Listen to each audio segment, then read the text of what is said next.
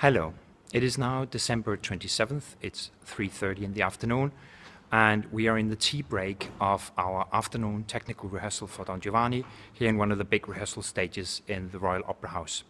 And getting ready for Monday when the real work starts with the singers.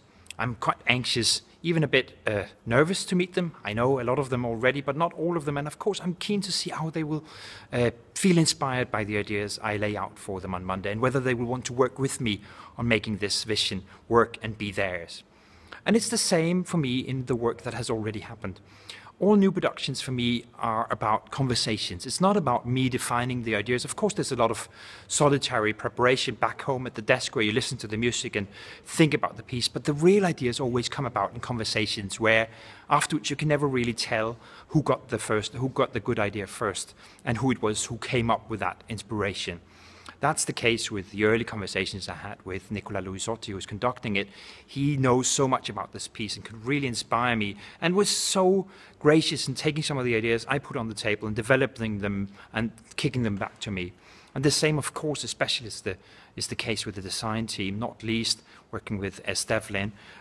Sitting down to work with the designer is not just about finding out what the set should look like, but it's really about finding out what story is it we want to tell. For instance, Es and I worked with the costume designer, Anja Vang Kragh, very early on about finding out what period would we want to set this in. We wanted Don Giovanni to be about seduction, more actually than even about sex. It's about the process of seduction itself.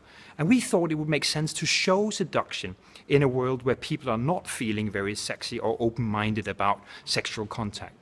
So we chose to set this production in Victorian times, where people are quite buttoned up, quite repressed, where they're even wearing gloves, not showing any skin, in order for just to take off a glove to have an enormous impact, to have an enormous effect of sensuality, and in order to really have somewhere to go.